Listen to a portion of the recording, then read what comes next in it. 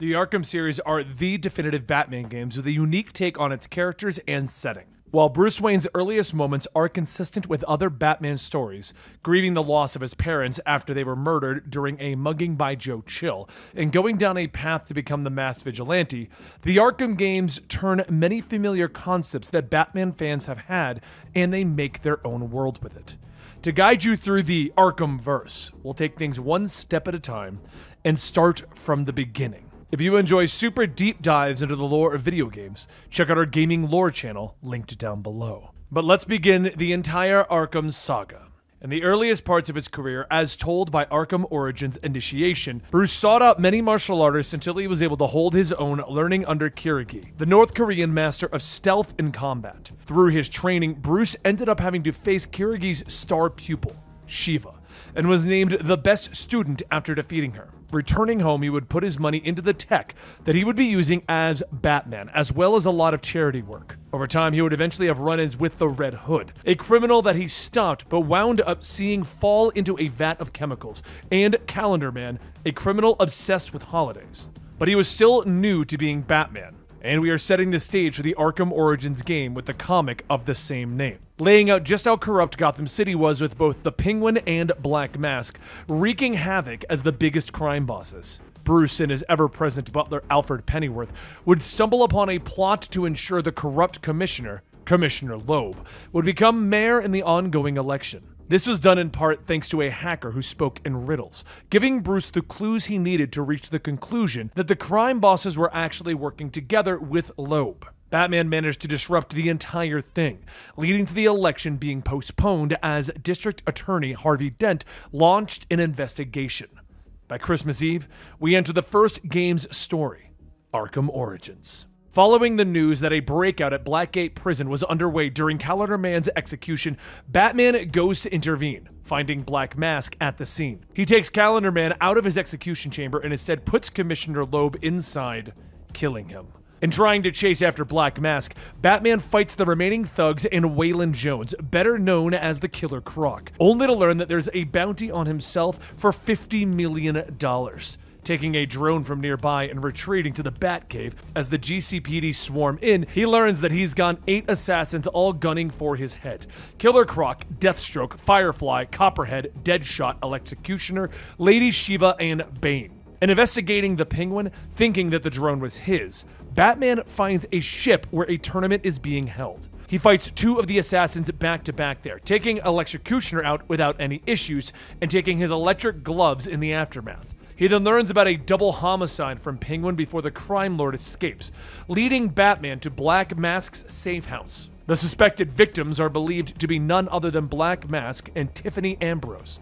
But Bruce knows better than having just seen Black Mask during the prison break. Going over to the murder site, Batman realizes that the Penguin is being set up for the crime, and that it's someone named the Joker that is actually responsible. He takes DNA samples from the crime scene and heads to the GCPD headquarters to access their criminal database.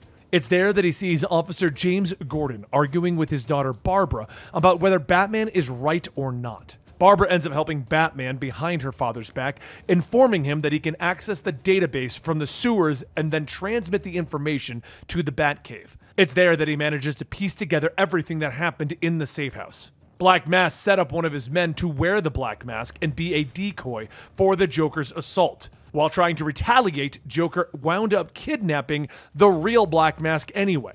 Batman concludes that he'll be able to find that at the Gotham Merchants Bank, known to be owned by the mob. There he finds what he assumes is Black Mask, only for him to unveil Roman Sionis actually tied up next to him.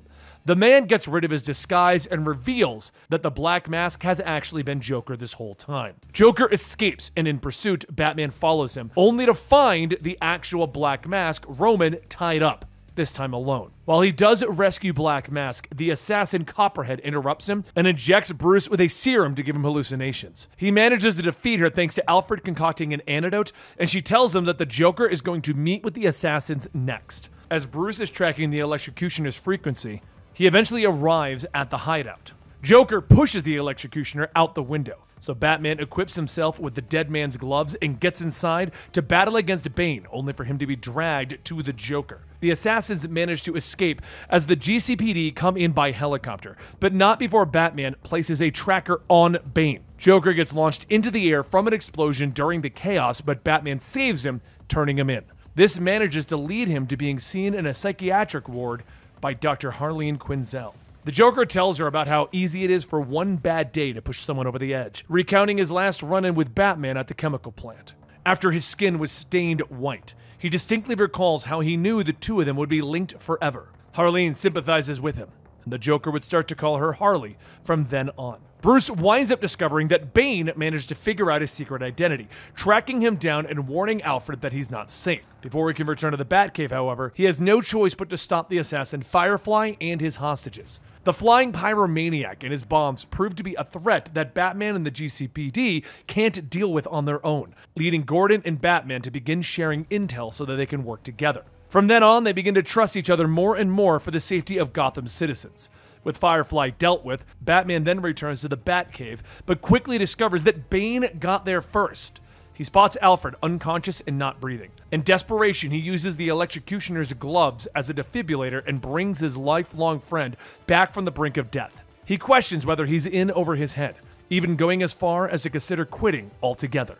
But Alfred reassures Batman that he needs to stop taking everything on alone. If he's going to succeed in anything, he's going to have to start relying on those close to him. They then hear the news that the Joker has escaped. So with his newfound confidence, Bruce goes to stop him. Joker, however, is prepared for Batman, preparing a game for him to force him to either kill Bane or himself with Gordon as a hostage. Batman manages to keep everyone alive, outsmarting the game but having to fight Bane as a result. While fighting, Bane uses an experimental toxin that transforms him into a hulking brute, losing his memory as a result. Batman defeats Bane, luckily not having to worry about him coming back for Bruce Wayne anytime in the future, with this very convenient serum that also wipes out his memories. And then Batman detains Joker with Gordon. At some point during the night, Batman also manages to stop several other villains outside of the ongoing plot. This includes several trials by Lady Shiva, who Bruce learned is working for the League of Assassins. He managed to pass them all, leading her to withdraw from the bounty by disappearing before Bruce could take her into custody. Deadshot was then tracked down by Batman, even breaking both of his arms before leaving him to be arrested by the GCPD. Anarchy and the Mad Hatter were also arrested in the same night, but the hacker known as the Riddler managed to escape. Batman managed to delete all of the Riddler's servers containing information that he was planning on using to blackmail all of Gotham. And he learned that he was close to discovering his secret identity as well. In the aftermath of the night, Shiva, on behalf of the League's master, proposed a plot to politician Quincy Sharp. He followed suit, taking steps to open up Arkham Asylum for the criminally insane and using the prison break as an excuse for the mentally ill to be taken someplace that they could properly be rehabilitated. At the same time, Deathstroke, back at Blackgate, was offered a chance to join a task force called Suicide Squad by a woman named Amanda Waller. In the DLC, The Cold Cold Heart, taking place on New Year's Eve, we are brought to the Wayne Humanitarian of the Year Awards ceremony being held in Wayne Manor. As Bruce is about to present the award, a man with a mechanical suit breaks in, freezing several people. He is looking for Ferris Boyle, the CEO of GothCorp, and he leaves to go search for him amongst the guests. By the time Bruce catches up with Boyle after getting into his bat suit, the suited man known as Mr. Freeze kidnaps him. Interrogating the henchman that broke in with Freeze, along with an arms dealer in the city, Bruce learns that Freeze made a deal with the Penguin to get GothCorp weaponry in exchange for Boyle himself. He goes to GothCorp to verify that they were making weapons and sees Penguin and Freeze arguing over the deal. Trying to intervene, Batman makes his presence known, but Freeze retaliates by freezing everyone in the room and taking Boyle for himself. Penguin tells Batman that Boyle has a super weapon and that Freeze needs him to get it. He also tells him that to get through the ice, he'll need something powerful to get through it. But luckily, he and his men already have it. However, a drill that strong needs an equally strong power supply. So Batman goes to where it was created in order to find it. A GothCorp lab run by Victor Freeze under Ferris Boyle. It's there that he learns that Boyle made Freeze develop these cryo weapons in exchange for helping find a cure for his wife Nora's terminal disease, Huntington's chorea. Victor had her frozen until he could find a cure, learning that Boyle had no intention of actually helping him. After this discovery, Freeze stopped weapon development and focused on making a cure for himself, to which Boyle found out and took Nora away. While Freeze was supposed to be taken away as well, he fought back, and in the process, one of the prototype weapons was fired on him. As a result, his entire body changed, and he created the suit that Bruce saw before in order to stay alive, and keep his body temperature cold or else he would die. Batman takes the power source he needs for the drill, and he hunts down Boyle and Freeze, armed with the knowledge of what really happened, but doesn't manage to talk Freeze out of his actions. Boyle manages to freeze Batman during the fight and cut off Freeze's power to his suit, watching him die slowly as he turns off Nora's cryo chamber. Batman breaks out, takes Boyle down, and saves both Freeze and Nora. In March, we're taken to the events of Arkham Origins Blackgate, where Batman tries to stop the cat burglar Catwoman. He manages to turn her into the GCPD, where she's taken to Blackgate. 2 weeks later, Batman meets up with James Gordon, and he tells him that he needs a better way of getting his attention, and that a prison break is happening at Blackgate with several guards being taken prisoner. Inside, Batman finds Catwoman, who tells him that Black Mask, Penguin, and Joker are all taking over their own sections of the prison as their own. Catwoman offers to help Batman get what he needs in order to get to each part of the prison, in exchange for her being placed into a lower security prison.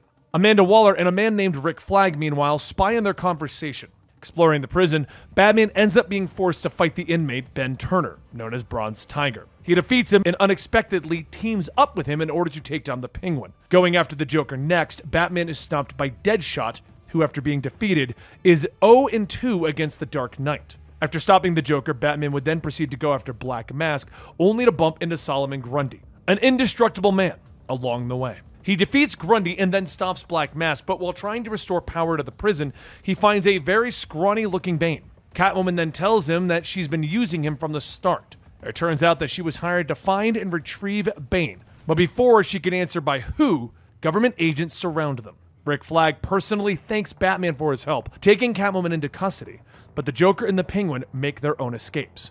Black Mask manages to escape as well, but not before a pipe explodes in his face on the way out. On the way out of the prison, Amanda Waller and Rick Flag go over their plan's success and failure. They orchestrated much of the breakout in an attempt to get Bane, but they weren't able to take him in. They did release Catwoman as was promised, but they did recruit both Deadshot and Bronze Tiger for Amanda Waller's Suicide Squad.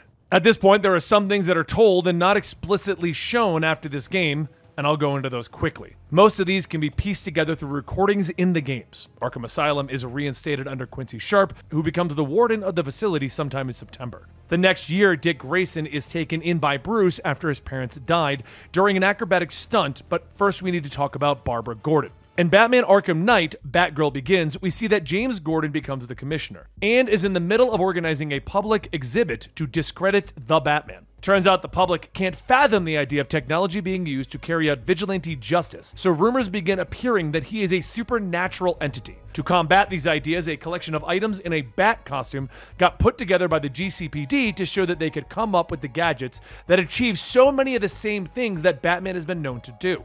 In the midst of the event to show it all off, Commissioner Gordon's life gets threatened by Killer Moth, a villain hoping to be the next anti-Batman. Barbara takes the prepared outfit and gadgets and fends him off just long enough for the real Batman to arrive. After the comic, Dick becomes Robin for a while until he quits, moving to Bloodhaven. It's there that he becomes Nightwing, joining the Bloodhaven Police Department to have better resources to protect the city. While this is happening, Batman would meet several other supervillains, like Jonathan Crane, better known as the Scarecrow, who had become obsessed with developing a fear toxin. Basil Carlo, the shape-shifting supervillain Clayface, and the serial killer Victor Zsasz also started their own killing sprees, but would eventually be placed under care in Arkham Asylum. Many villains would escape and come back on a regular basis, and Batman would routinely catch them, turn them in, and repeat. Several audio tapes from the games give more information to a lot of these isolated incidents, but placing them into a timeline is almost impossible. Harvey Dent, while initially working alongside Batman, would eventually have acid sprayed in his face, disfiguring him and his lucky two-sided coin. This, coupled with his waning mental state, would cause him to become obsessed with chance and Batman himself, deluding himself into thinking that it was his fault. He became Two-Face, deciding every decision with a flip of a coin, and would eventually get brought to Arkham Asylum regularly. In the comic Batman Arkham Knight, Batgirl Harley Quinn, Dr. Harleen Quinzel follows the Joker all the way to Arkham Asylum, but is relieved of her patient duties. In response to this, she becomes Harley Quinn, trying to spread chaos in Gotham in the Joker's absence. Barbara Gordon, having become Batgirl for some time now, much to Bruce's dismay, stops Harley and tells Bruce that she is her own hero, not just a copy of the Bat, but someone who upholds the same values. Sometime after that, Bruce meets Jason Todd, who he takes in as a second Robin. While the comic Arkham Knight Genesis does cover a lot of the story, there are a lot of contradictions to the story told in the games, so we'll be leaving things intentionally vague. The boy was young, and while he showed promise, he also had a lot of rage. This ended up being his downfall, as he went after the Joker only to wind up becoming captured by him. Bruce found the boy dead, tied to an empty part of Arkham Asylum after the Joker was done torturing him. Sometime after his mourning, he started slowly becoming romantically involved with a woman named Talia al Ghul in Batman Arkham Unhinged number 38. She winds up saving him after their paths intersect when some artifacts are stolen from one of her father's palaces. Bruce is then stabbed by a poisoned dagger. Both she and her father are forced to take off his batsuit to cure him. This interested Ra's al Ghul, a man who lived for centuries with the help of the Lazarus Pit. He then asked if he could become the heir to his empire, the League of Assassins, but Bruce refuses. Ra's orchestrated a lot to get Talia and Bruce to meet, so Talia holds Bruce close to him, letting him know that she had nothing to do with it. They then go their separate ways, but the Al Ghuls stay on Bruce's mind. A few months after these events, Tim Drake, inspired by Batman and both Robins, wanted to take on the role himself. He managed to figure out Batman's identity but didn't want Wayne's money. Instead, he wanted to be allowed to fight alongside the Dark Knight. After some time, he became the third Robin and would work with Barbara until the events of Arkham Knight DLC, Batgirl: A Matter of Family. In the DLC, several tapes of Dr. Penelope Young detailed a contract she had with a man named Jack White and Harleen Quinzel. It is through their instruction that Dr. Young administered medication to the amusement park's owner's daughter, Katie Burke. The girl would die, but Jack White would convince the owner, Edward Burke, to build a park in her memory. Batgirl and Robin would then track down the Joker and Harley Quinn to Seagate Amusement Park during the story of the DLC, where the pair were keeping several hostages. Among them is Barbara's father, Commissioner Gordon. The heroes save all of them after defusing several bombs in the area. A few months later, though, Joker would get his revenge, tracking down Barbara and shooting her in the back. He leaves her bleeding as a statement before taking off, but this paralyzes her from the waist down. Batgirl would be no more, but Barbara still wanted to put in the work for her Bat family. Using her telecommunications and hacking skills, she became the Oracle instead, helping Bruce from a remote location in Gotham's clock tower. Following this is Batman Unhinged number 17 and a fair bit of 18, showing Catwoman, Poison Ivy, and Harley Quinn teaming up together to take down Fervor, known as Miyuki Ardora. Catwoman hoped to steal valuables from her, while Poison Ivy wanted to punish Fervor for practically destroying the rainforest for her perfumes. Harley was there because she was asked to be. While confronting Fervor, Batman shows up to stop the three of them, making Poison Ivy wonder whether it was a setup from the beginning. While Ivy and Harley are arrested, Batman fled with Catwoman, only furthering the distrust. When contemplating whether or not to free her companions, Selina decided against it, claiming that the girls getting caught was simply a matter of time, and that she works better alone. Between these events, Dr. Young would get a job at Arkham Asylum and start research on the same type of experimental medicine she had used before. She managed to even get Bane taken from Blackgate and into Arkham to better understand how his body was able to take in the violent toxins in his system. This would bring us to the events of Batman Assault on Arkham, a movie which is debated if it's in true canon. So I wanted to mention it here, but we're going to move forward as that would be difficult to show any clips for here on YouTube.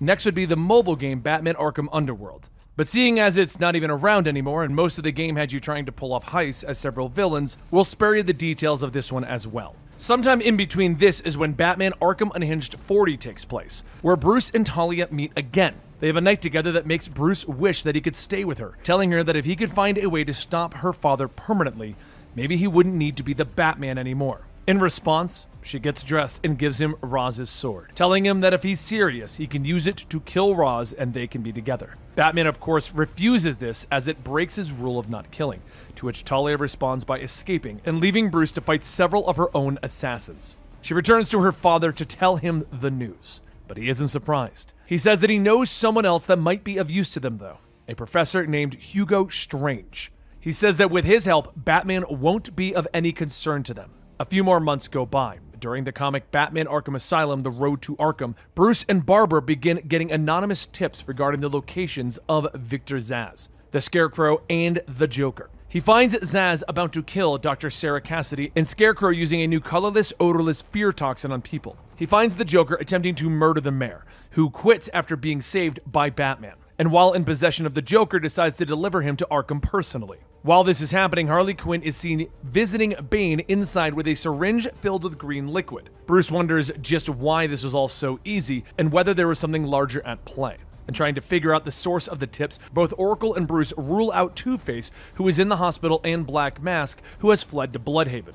The story continues into the start of Batman Arkham Asylum, the first game. Once inside, Batman decides to stick around to make sure that the Joker isn't up to anything, leaving Warden Quincy Sharp at the entrance and bumping into Killer Croc as he's escorted into another section of the facility. On the way, Joker brings up how peculiar it is that a fire in Blackgate Prison ended up bringing so many of his henchmen over to Arkham Asylum instead, and then he pokes fun at the guards the entire time. Batman winds up being unable to follow him inside the more restricted areas, but Commissioner Gordon, who just so happened to be visiting, speaks with Batman about the situation. Once separated, Joker breaks free of the guards and has Harley initiate a lockdown, keeping Batman locked inside while the Joker can run around the asylum as he pleases. Batman goes his own way while Gordon tries to find a way to contact the Warden after seeing all of the radio contact has been cut off. Further inside, Batman stops Zsasz from killing a guard, being rewarded with a video being played from the monitors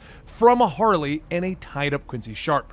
After talking with Oracle, Batman learns that the Joker is threatening to set off several bombs that he planted all throughout Gotham if anyone goes near Arkham Asylum. This will guarantee that they are undisturbed. Encountering the Joker again, Batman has to fight a mutated prisoner that's been experimented on. This sets up a few flags, seeing as how not everything is as it seems in the asylum, Joker or not. Gordon gets kidnapped by Harley after a corrupt cop knocks him out, but Bruce picks up a trail despite several roadblocks along the way. Riddler then taunts Batman with his ability to hack into his connection with Oracle, telling him that he's got all sorts of puzzles for him to find on the island before re-establishing the link. Batman finds the corrupt cop dead after he has served his usefulness to the Joker, and then eventually finds Gordon and Harley locked in a security room. He enlists the help of one of the guards named Aaron Cash, and the doctors on staff to reach them, including Penelope Young, who is adamant about reaching the mansion on the island to retrieve her research notes before the Joker does. They all split off while Batman continues to try and rescue Gordon, only to find him dead. He tries to apologize to Barbara, but his connection is severed. Investigating the morgue, he sees his parents' corpses and realizes he's in Scarecrow's trap. He manages to break free, realizing that Gordon's body was just one of the facility's guards. Finally rescuing Gordon, he takes out Harley and then catches up on everything that has happened. The two head below the asylum, where they find Bane with tubes draining his body of venom, something that Dr. Young was experimenting with. Joker, watching through the cameras, then injects Bane with Young's experimental drug, causing him to grow in size and strength. The Dark Knight manages to take him out after their long-winded fight takes them to the surface, using the Batmobile to push him into the ocean. He takes Gordon to a boat he can use to get off the island and then returns to the Batcave he installed on Arkham Island just so he can reassess the situation. Now understanding that Young's research is what the Joker is after, he heads to the mansion to trail her, only to find out that she's already been kidnapped by his henchmen. He has a run-in with the Scarecrow on his way to rescuing the doctor, but finds that Zsasz is the one holding her hostage instead. He saves her, and she informs him that the Joker has taken all of the venom that she has been using, and the formula that she has made for Titan, the experimental drug that Bane was fueled with before. She hurries to a secret lab that she has hidden away, setting off an explosion when she opens the entrance to it. She dies and Bruce is knocked out, waking up next to Harley beating up Warden Sharp. And trying to track them down, he runs into Poison Ivy locked up, asking him to help protect the plants of the planet. Catching up to the Warden, he frees him just in time to see Harley setting Ivy free. Batman follows in pursuit of Harley, finally putting her in a cell and learning that Mr. J is in a secret lab in the gardens, to which he heads to next. Inside, he fights more transformed patients, learning that the formula for Titan involves venom-infused plants. He talks to Ivy, who lets him know that the serum's effect is reversible, but would require a specific plant located in Killer Croc's lair, On his way out, he sees her plans are now all over the place, with Joker taunting Batman through the speakers that he's given her Titan as well. On the way to Croc's lair, he has a run-in with the Scarecrow, finding him carrying a bag that he intends to put into Gotham's water supply. Chasing him, the two go further into Croc's lair, where Croc drags Scarecrow into the water. Luckily, Scarecrow drops the bag full of drugs, and Batman is forced to send Croc even further below the island. He finds the plants to make a Titan antidote, heading back to Ivy, where she uses her infused plants to attack him. She shields herself inside the overgrown flowers, but Batman manages to bury her in a sinkhole. Over the speakers, Joker invites the Dark Knight to meet him, finally ready for his big surprise. He reveals that Gordon never left the island, pointing a gun with the Titan chemical at the chained commissioner. Batman dives in to take the shot instead, fighting against the transformation, but Joker shoots himself afterwards and begins to transform himself. Batman injects himself with the antidote that he made, and the Joker then sets Commissioner Gordon up in an electric chair. Batman fights the oversized clown, using several gadgets to deliver the finishing blow. Arkham Asylum is officially won. Batman is told that Two-Face is robbing a bank, so he heads out. Scarecrow manages to take a crate of Titan for himself, and there's a few other things that occur as well, though they could happen at almost any point during the course of the game's story. If you found all of the Riddler's trophies and solved his puzzles, Batman manages to trace his location and get him arrested by the GCPD before he can enact a plan for Gotham. Before leaving the asylum, Batman would find several messages from the spirit of Amadeus Arkham, only to discover that they were all made by Warden Quincy Sharp. Sharp had become obsessed with the founder of the asylum and wound up developing an additional personality claiming to be him. He wound up leaving Arkham after Batman rescued him, with Clayface taking his appearance for fun. While investigating his office, Bruce also finds the blueprints and proposal for a Arkham City, a new prison that would house both Blackgate prisoners and asylum inmates. Sharp's mental state was questionable, but Bruce had no idea just how much worse things were going to get. After the events of Arkham Asylum, this is where the mobile game Batman Arkham City Lockdown takes place, but since the majority of its plot happens in tie-in comics, we're going to go over that instead. Batman Arkham City Issue 1 shows the Joker suffering from the effects of Titan, and he is literally dying because of it. Meanwhile, Quincy Sharp is using the events of Arkham Asylum to paint himself as a hero that stopped the Joker to get himself elected as the mayor. Batman's involvement comes with him tracking down a supply of Titan that the villainous duo TNT are using. As the two were henchmen of Two-Face, Batman asks him about their plans with it and learns that they not only took Titan themselves, but they killed half of Two-Face's crew in a rampage. He doesn't know what they're planning to do, but he knows it's going to be flashy. So Bruce deduces that they're going after the politicians inside of the newly built City Hall. He battles against them, but not everything goes according to plan, and the siblings blow up after hearing that they must be sacrificed for a greater purpose. Bruce then returns to the Batcave, where he watches a broadcast in direct response to this from Quincy Sharp, announcing that half the city will be sanctioned off as a prison, with a private military being used as its police. Bruce ponders just who really is pulling the strings, knowing that Sharp isn't smart enough to have come up with this on his own. The second issue shows Batman investigating Sharp, only to run into roadblocks he knows that have been set up by whoever he's working for. Meanwhile, several Arkham guards are trying to kill the Joker in his weakened state, only for him to be saved by Harley Quinn. The two escape Arkham Asylum, but they're interrupted by Batman. They manage to get away, with the two of them making it inside of the borders of the Arkham City. In the first issue of Batman Arkham City, the digital comic, Dr. Hugo Strange brainwashes the captain of the new military, injecting him with a serum to do so.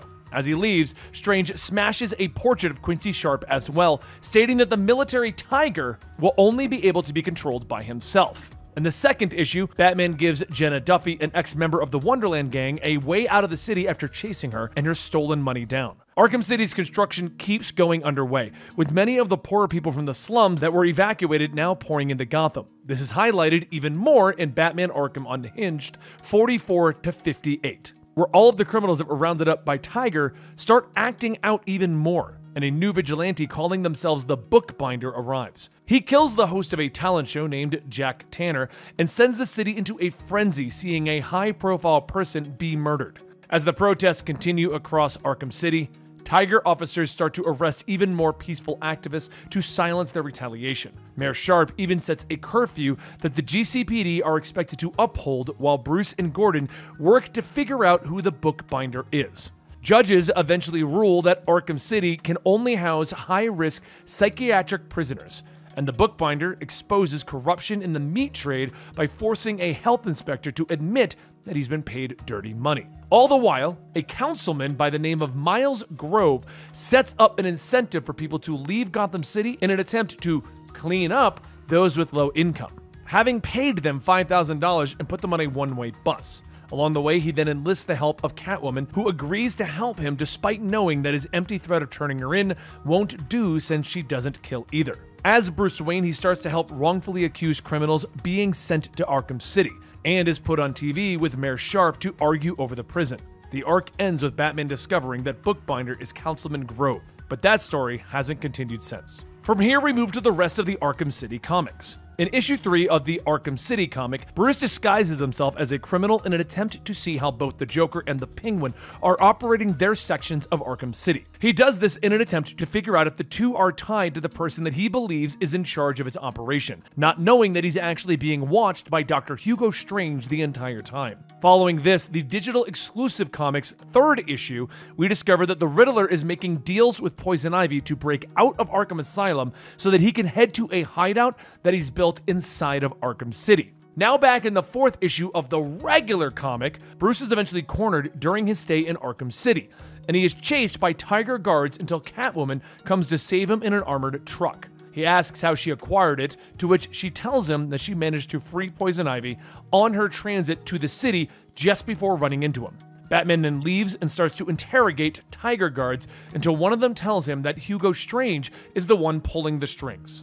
Together with Robin and Alfred, they start to do their research on the man in issue 5. Robin chalks him up to a doctor obsessed with godhood and immortality. But before they can do anything about him, Strange appears to the public with Mayor Sharp as his secret collaborator. While Batman can't do anything about Strange any longer as he's now made himself known to the public, he does know that Bruce Wayne can. In an effort to expose him to the public, he shows files during a press conference detailing Strange's abuse of his previous patients, only for Hugo Strange to retort that he was blamed for other doctors' mistakes. Hugo ironically asks why he's so obsessed with him, and says that regardless of any accusations he makes against him, the reality is Arkham City is set to open, and there's nothing Bruce Wayne can do about it.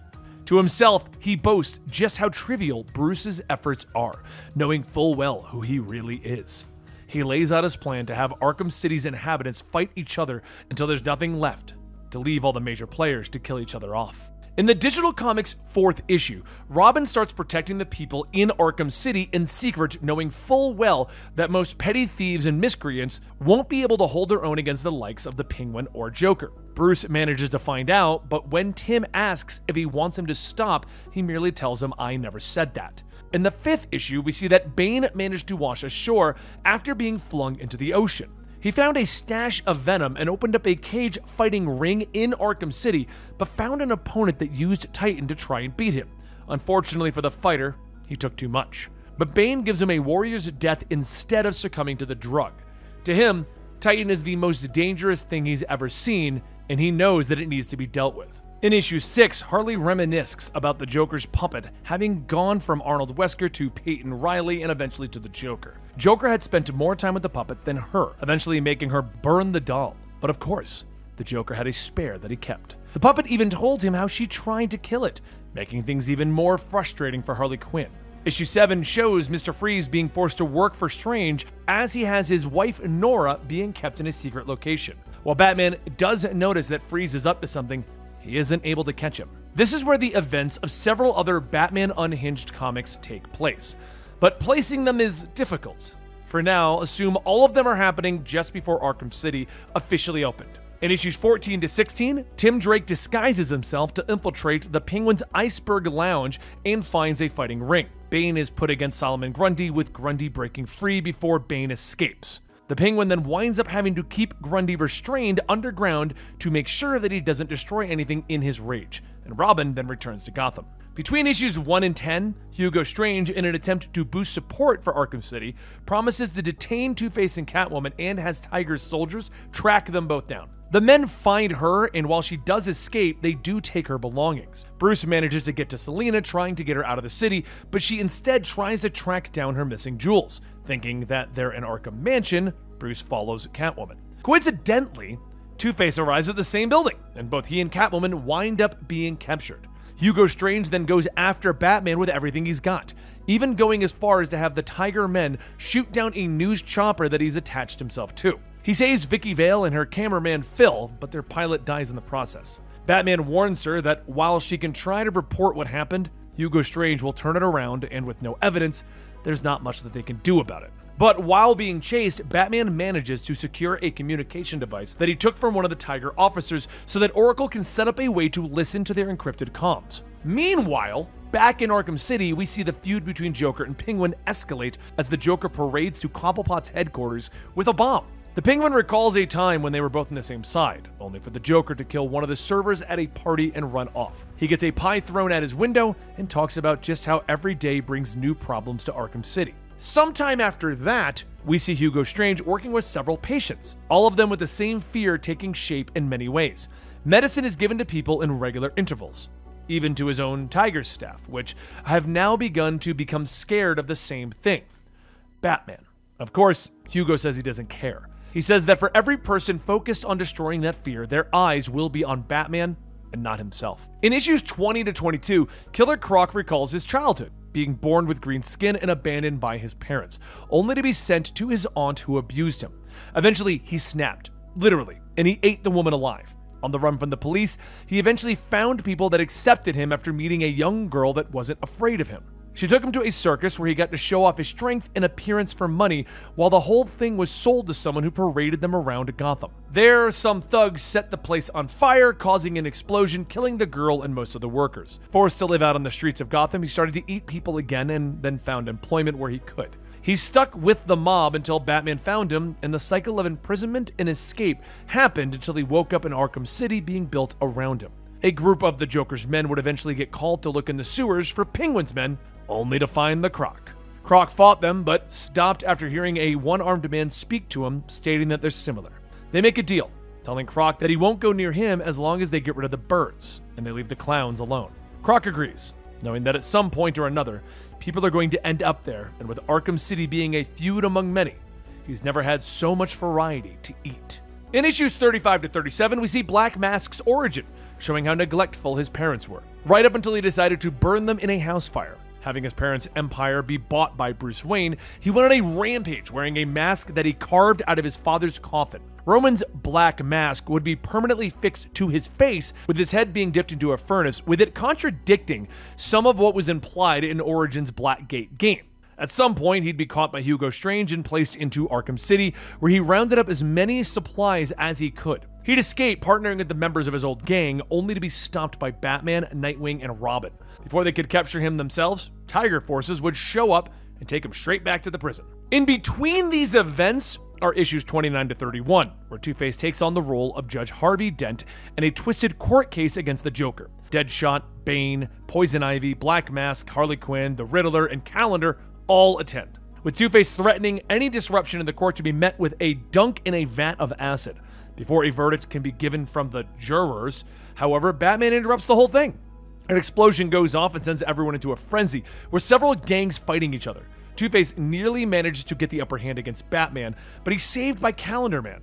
Batman then escapes, overlooking the chaos from above with Catwoman, as Calendar Man is taken to the cells underneath Two-Face's courtroom, remarking how they hope to never have to make their way to the courthouse again.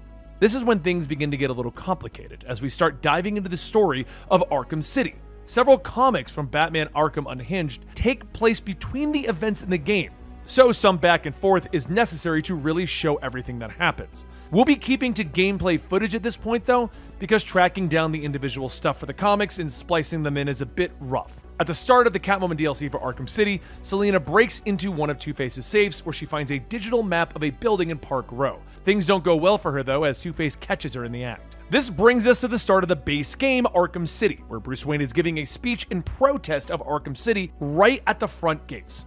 Tiger intervenes, knocking him out, taking him prisoner. He wakes up to Hugo Strange threatening to give away his secret identity as a Batman if he disrupts the next part of his plan, Protocol 10.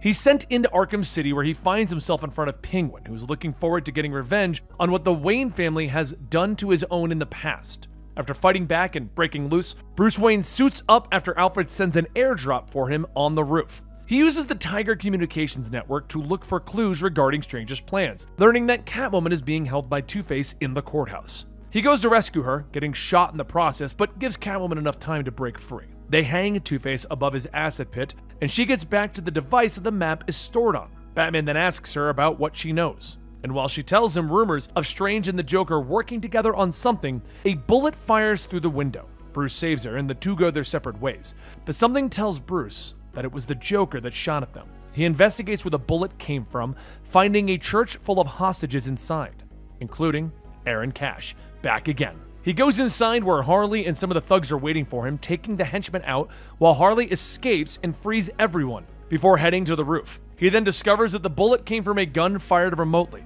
only for the Joker to warn him that the place is about to blow up through a broadcast. He escapes following the broadcast signal back to his hideout at a steel mill. Inside, he sees a doctor being sent to her death for failing Mr. J, as well as a group of henchmen cheering Mr. Hammer. Batman saves Dr. Stacy Baker, telling her that the Joker is dying from some sort of toxin in his blood, and makes a remote electrical charge. He then fights through Mr. Hammer, a one-armed man with a hammer, and he reaches Harley as she cries over a flatlining Joker. When trying to investigate the corpse, a perfectly healthy-looking Joker sneaks up behind him, and together with Harley, they knock out Batman. While unconscious, Catwoman follows her map to find a large vault owned by Strange. To get help with it, she goes to ask Poison Ivy, who restrains her with vines for killing her plants.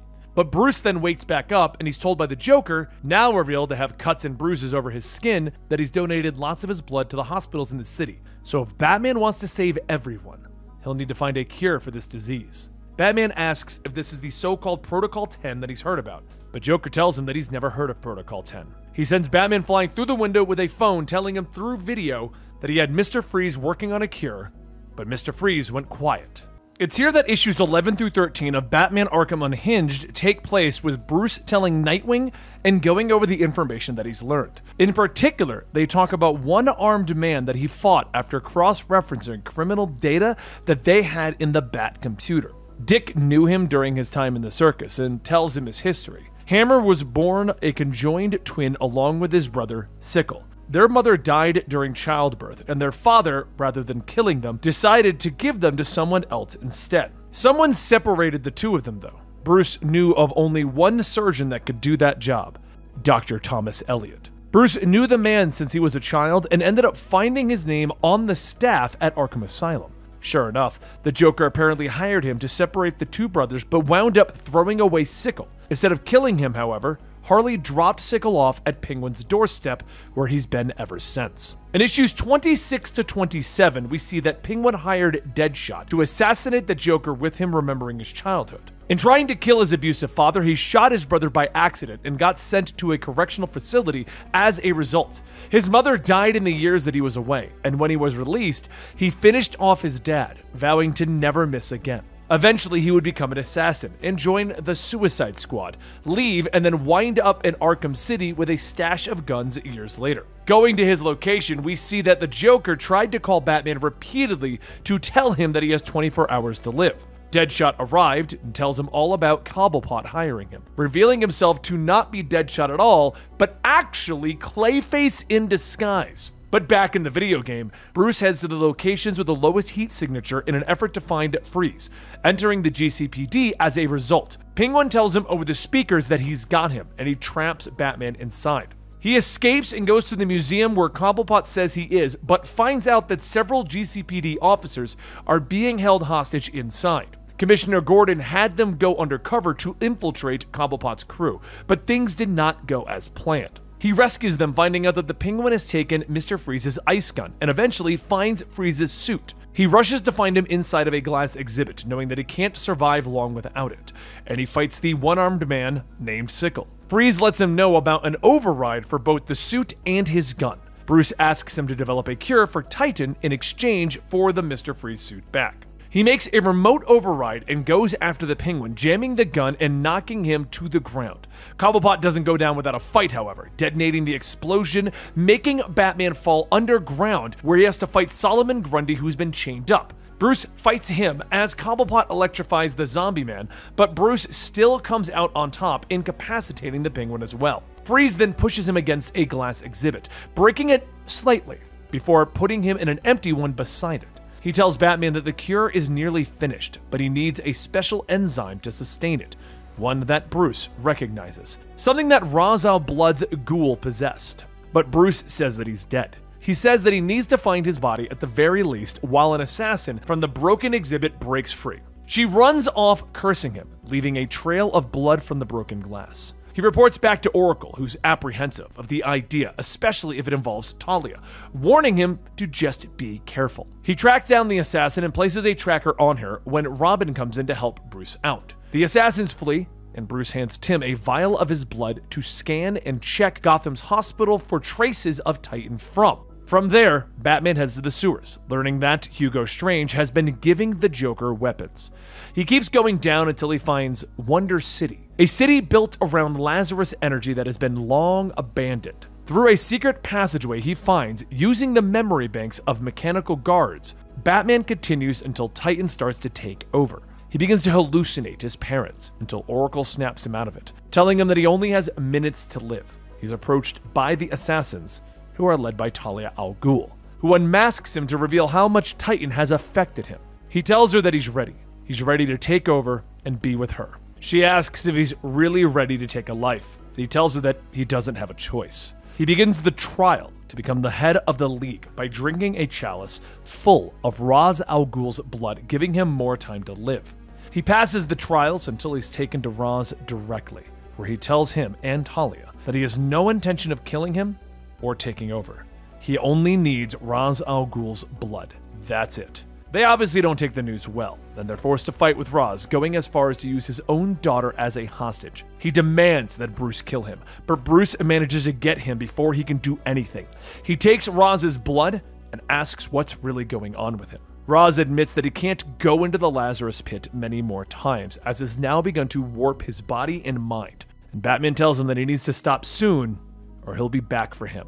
He leaves, reporting to Oracle about the Lazarus chemical that the League has been pumping there that seemed to have brought Ra's back from the dead. Back on the surface, though, Hugo Strange reports to the people of Arkham City that he has arrested Mayor Quincy Sharp.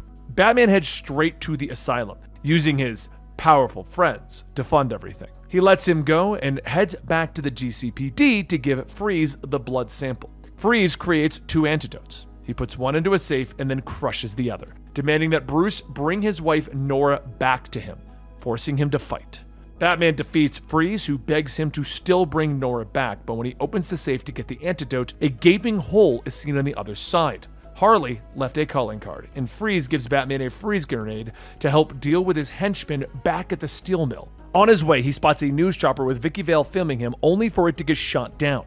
He rescues her at the crash site, taking her to safety, but he discovers that he's being watched by the Mad Hatter. Leaving Vicky behind, Bruce hears Alfred telling him that Lucius Fox, the mind behind many of Batman's gadgets, manufactured a cure for him. He picks it up and injects himself, causing himself to black out. It turns out the Mad Hatter hypnotized Bruce into thinking that Alfred contacted him. Bruce breaks out of the mind control, defeats the Mad Hatter before heading back to the steel mill. And while finding a way inside, Oracle reports to him that Hugo Strange is telling everyone on the outside that Protocol 10 will be necessary to remove the threat of danger in Arkham City.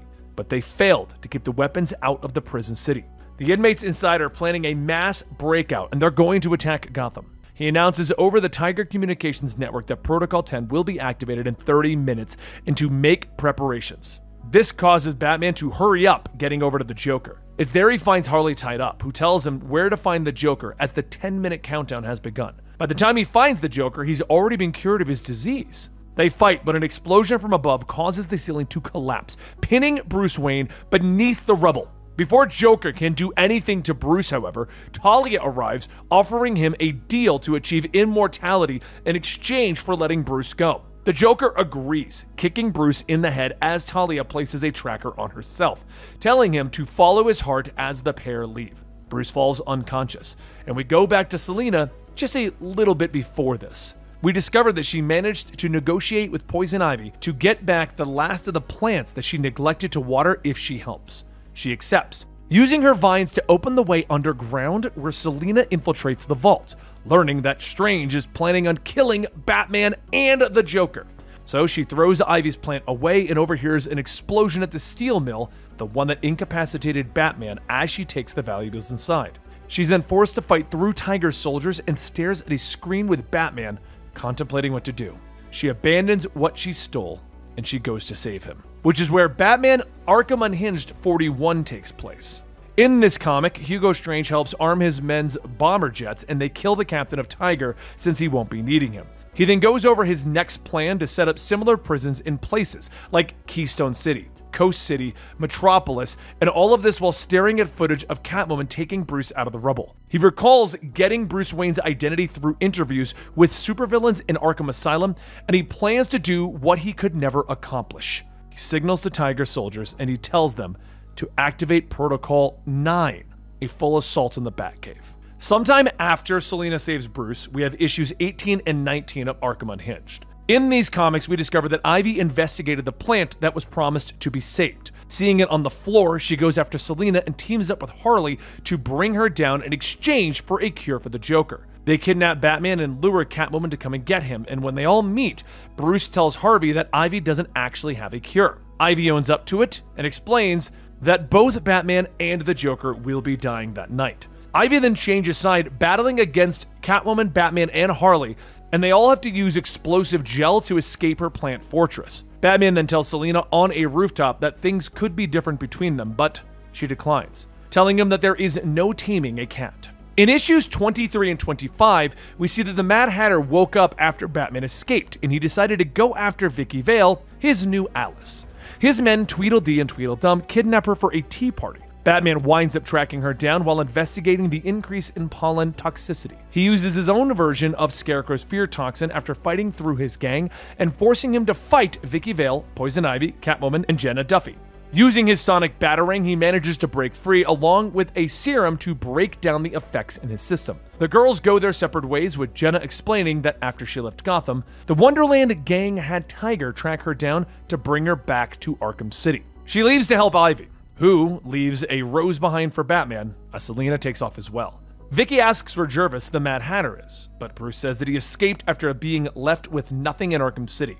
It's unlikely that he'll do much harm. We now go back to the game for a very small segment. Batman is rushing to Wonder Tower to stop Strange from sending missile strikes on the city, knowing that this has to take priority over following Talia. On his way, he sees Hugo Strange on TV blaming Batman for things escalating as much as they have. He makes his way to Hugo's office, where he is taunting Bruce, telling him that he will march to Wayne Manor to make his butler tell all of Gotham that he failed. Speaking of which, in issues 42 and 43 of the Unhinged comics, Tiger forces disrupt Robin and Nightwing's digital training session as they are storming Wayne Manor. Apparently, Robin and Nightwing during all of Arkham City are just over at Wayne Manor. They manage to stop all of the Tiger forces and call the GCPD to deal with the pile of soldiers as they have been reported as breaking and entering. Alfred then comments that Bruce still hasn't been released, to which Commissioner Gordon responds by driving straight to Arkham City. Bruce then ascends the tower, and we get back to the game once again. At the top of Wonder Tower, Batman sets up a link for Oracle on his remote system to stop the ongoing missile strike that's already wiped out the museum. With Protocol 10 deactivated, Batman lets go of Hugo Strange as he starts to monologue about how he will be remembered for all the good he's done in Gotham. In the midst of all of this, Ra's al Ghul stabs him through the chest, and Batman finally starts to see the full picture. With his dying breath, Hugo Strange activates Protocol 11, and he blows up the room. Batman tackles Ra's out of the window, and they both begin to tumble and fall through the sky, with Bruce landing safely, but Ra's landing through a spike, impaling him. As he reports to Oracle, the Joker shows him that he's got Talia held hostage in the theater, and he wants the cure in exchange for her life. Confused by this, he shows up to the theater empty-handed, asking why he's asking for the cure when he clearly already has it. Talia breaks out, stabbing the Joker in the back with her sword, showing Bruce that she stole the cure from Harley before she ever got back to the Joker. This confuses Bruce even more, as he recalls all of the times that he's seen a sick and healthy Joker throughout the night as he reaches his conclusion. The real Joker shoots Talia, and she dies in his arms as the healthy Joker reveals himself to be Clayface, still roaming the city. And he takes the cure before Bruce can have it all to himself. The two fight, and Batman uses Talia's sword to separate Clayface, along with using the freeze grenades that he got earlier, but the Joker blows up the floor beneath them all, sending them all into the Lazarus Pit chamber. The fight continues until Batman wins, drinking half of the cure himself and sending Clayface into the pit to absorb it all. Joker taunts Batman, telling him that he knows that he'll still save him, stabbing his shoulder and causing him to drop the remaining cure. Batman tells him that, even after everything, it's true. He would still have saved him. And the Joker laughs his last laugh as he dies on the floor. Batman carries the Joker's body out, and he hands it to the GCPD. And that's when Commissioner Gordon asks him what happened. From here, we go to Catwoman, who sees what happened and goes to her hideout to get her things before Arkham City comes to a close. She heads into the window, but the whole room blows up. Home sweet home. With Two-Face's gang waiting below to finish the job. She makes quick work of them, heading to the courthouse to deal with Dent. She confronts him after taking out more of his guards, asking where her belongings are. He tells her that he only took half of it, with the other half already having been given away to someone else. So she knocks out Two-Face and talks to Batman on the roof, telling him that she intends to get her things back. At some point during the events of the game, Batman wraps up the few loose ends as well. He discovers Bane was trying to dispose the Titan containers around the city, and he helps him get rid of this stuff before more people can use it. Both Zaz and the real Deadshot are also dealt with at some point, with the two of them being locked up for the GCPD to pick up later. Bruce tracks down Nora Freeze for Victor and also discovers a chain of murders done by himself, discovering that Thomas Elliot has altered his appearance in order to frame Bruce Wayne. When tracking him down, he trapped Batman in a cell and he made his escape. Aaron Cash and several members of the medical team got kidnapped by the Riddler. Batman saves them after finding several clues to get access to their location. Bruce also found Azrael, a mysterious figure who would keep watch on him, spotting him throughout Arkham City. Batman put together a map to the church and medical center based on where he had seen him, and he explains that he believes that Batman is a warrior from a prophecy that is destined to save Gotham, but die in the process. This brings us to Unhinged issues 32 to 34, where Azrael's origin is given, albeit with a lot of contradictions. During the comic, Mayor Quincy Sharp is holed up in a church along with several other civilians from the medical center staff. Outside, criminals are trying to break in, but people inside know that they just want him. Riddler offers to just let them take Sharp, but the rest decide against it. Suddenly, Azrael appears to them and then disappears, prompting Aaron Cash to talk about how he knows him. But we won't go into it, since it states that Batman has known all about Azrael for a long time, but in the game, he's meeting him for the first time. The thugs then tell Bane that Titan is in the church, and he bursts through trying to find and destroy it. Azrael then appears, takes care of Bane in an instant, locking him up along with the Riddler, and he leaves. Following the events of Arkham City is the first issue of Batman Arkham Knight, showing Batman dealing with the new electrocutioner.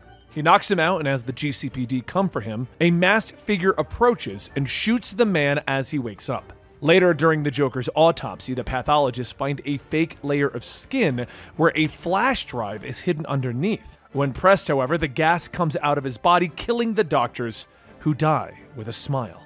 Meanwhile, during the first half of Batman Arkham City Endgame Issue 2, Harley Quinn breaks out of confinement and takes a group of GCPD officers hostage in the steel mill, leading into Arkham City's DLC, Harley Quinn's Revenge. Batman arrives at the scene, talking to Commissioner Gordon about the situation, knowing that it's probably a trap for him. Harley still blames him for the Joker's death, but Batman goes in anyway, managing to save a few officers and falling into Harley's trap. He's then knocked unconscious, leaving behind his utility belt. 2 days later, Robin goes searching for him after he goes radio silent. He finds Bruce trapped, slowly running out of oxygen, and tracks down Harley to free him. She saves more officers and manages to free Bruce, but Harley announces that she's still got bombs in the building. They split off, with Robin in charge of freeing the remaining officers, escaping while Batman goes to defuse the bombs and deal with Harley. He finds a message from the Joker in the second half of Endgame's second issue, but takes the memory card, deciding to play it after everything is dealt with. Back at the game, he defused all of the bombs except for one large one being held inside of a giant Joker statue. Thinking that he just needs to stop Harley from setting it off, he takes the detonator from her, realizing that the bomb is on a timer. He then narrowly escapes with Harley and meets up with Commissioner Gordon, who says that he never saw Robin come out. Harley tries to stab Batman one last time But fortunately, Robin disarms her, revealing that he did in fact escape along with all of the GCPD hostages. 2 days later, in Arkham Knight's second issue, we see Bruce and his CEO, Lucius Fox, attend a meeting with Gotham's financial and political leaders to discuss how the city is going to move on after the disaster of Arkham City. They return to the Batcave, and we see the continuation of Endgame's third issue, where the Joker's message suddenly plays, telling Batman that his last challenge is from the afterlife. He tells him that he set up Harley to give $100 million to anyone that can deliver her his body. The catch is that Arkham City's walls are lined with bombs, set to go off in 1 hour. While the cops are busy with the rioters and the people trying to escape Arkham City, the Joker tells Batman that his master code for defusing the bombs can be found in a familiar place in Arkham Asylum. At the same time, we see the Penguin, now with both hammer and sickle under his employment, seeing the Joker's broadcast in the second half of the Arkham Knight issue 2. He gets inspired by the broadcast and points to Wayne Enterprises for his scheme, requesting that they get Jonathan Crane in for it. Back to Endgame's fourth issue, Bruce recalls the familiar place that the Joker is talking about. You see, years before, the Joker managed to sneak his infamous Joker gas into fireworks on 4th of July, killing hundreds. Batman dragged him through the city with no way to stop what happened, bringing him to Arkham Asylum. Unfortunately, his skin itself was coated with the toxin. This killed the orderlies, and Bruce then took the Joker to an underground section of the facility, a place deemed too unfit for patients in solitary confinement. There, he stripped the Joker down and threw water on him for 3 days until the powder left his skin.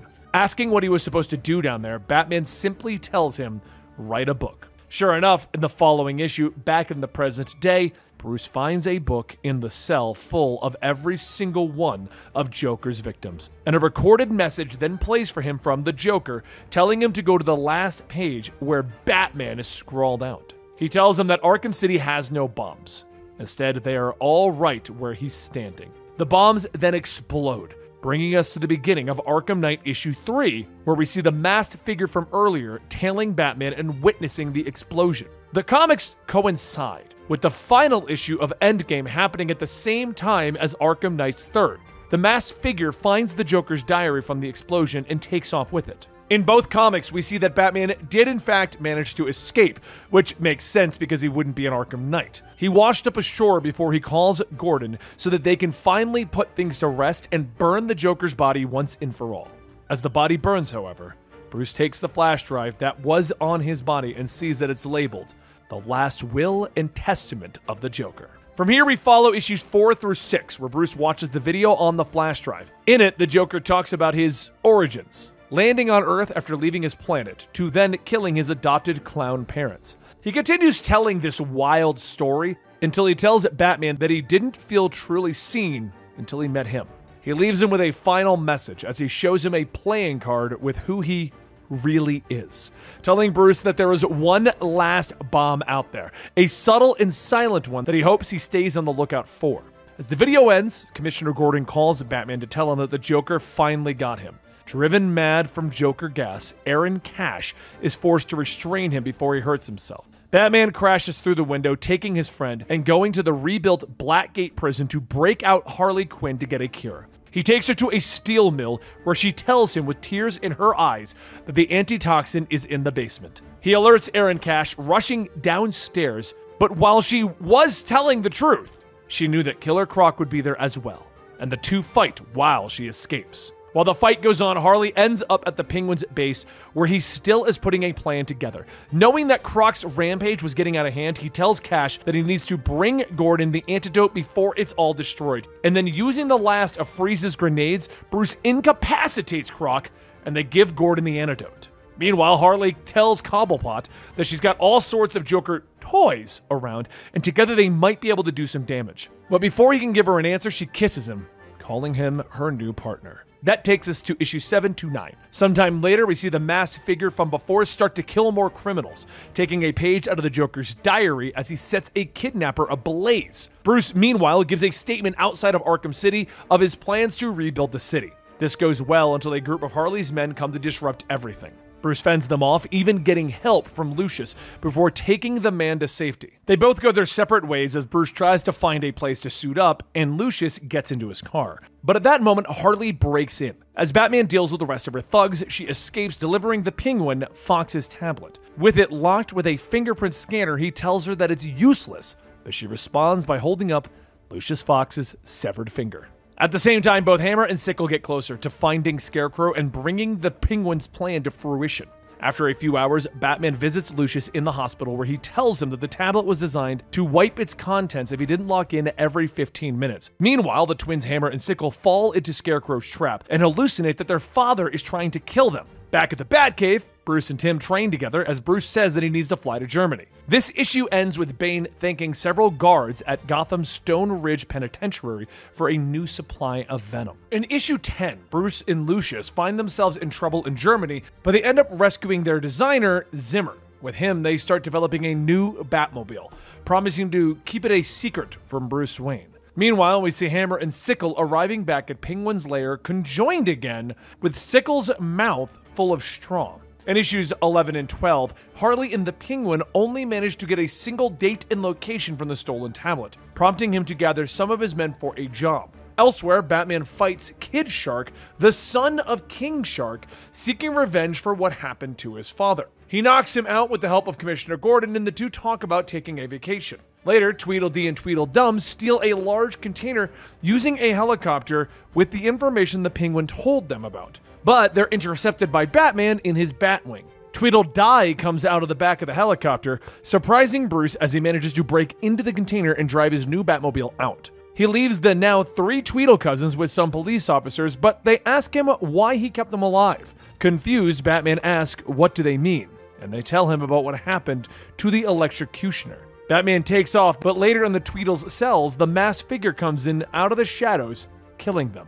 In issue 13, Barbara and Jim Gordon meet with Bruce at the park where the 2 members of the Bat family tell Jim their plan. Bruce and Barbara want Jim to go from commissioner to mayor, but with the full financial support of Wayne Enterprises. Jim says he'll think about it, and while he and Bruce stay to talk, Barbara ventures on ahead. She nearly gets mugged, but surprises the thugs with some agile moves and even a grappling hook in her wheelchair. She puts on her Batgirl mask, knocking the mugger out with a smile on her face.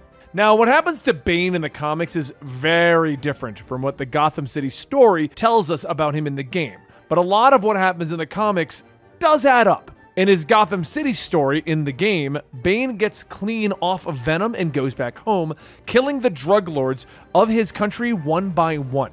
In the last panel of this comic, however, we see him making a prison break. Issues 14 to 18 follows up on this, as Bruce investigates the Iceberg Lounge, only for Penguin to set off an explosion from afar to blow the entire thing up. In the distance, Batman sees a bat signal, knowing that it's not the same one from the GCPD rooftop, and he heads over towards it. Meanwhile, Bane and several of the corrupt guards begin killing the staff of the prison while they watch their makeshift bat signal. They take one of the guards, and just as they're about to kill him, Batman comes in with his new Batmobile, saving his life. He tells him to hide, throwing a smoke bomb to deal with the corrupt guards quickly, but as soon as he does, Bane grabs Batman and nearly crushes him. The guard from before steps in, saving his life, but while the two get in the Batmobile and take off, Bane chases them in a prison bus. After crashing, Bane ends up with Batman in his grasp as he recounts his childhood, being imprisoned for a crime that his dead father committed. He recalls a conversation he had with the priest of dreams that he and his father had had, for his family to become the kings and queens of Gotham. In the present day, however, as Bane tries to kill Batman, he is restrained by countless vines controlled by Poison Ivy. As she and Bane fight, Bruce is put to sleep by her plants, and the masked figure from before breaks him free. He takes Bruce's cryptographic sequencer and plants a signal, and then leaves before the effects of the pheromones can wear off. As Batman wakes up, he jumps in to protect Ivy from Bane, finding explosive gel on the floor. The masked figure blows it up, sending all 3 of them down into the sewers below. Ivy and Batman team up temporarily, but Bane manages to escape further in. She leaves, and he prioritizes going after Bane. Meanwhile, during all of this, Harley Quinn is accessing the GCPD information from a police officer as they all scramble to deal with the prison and the explosion. Batman chases Bane to another underground section of the city, only to fall into his turf with his men. As the Dark Knight manages to escape, Bane throws one of his grenadiers into the air and fires at him, causing a massive explosion. In the ruins, the masked figure then approaches Bane with plans of his own. Hurt from the explosion, we continue into issue 19, where a man named Archie Freeman carries Batman to his home and makes him soup.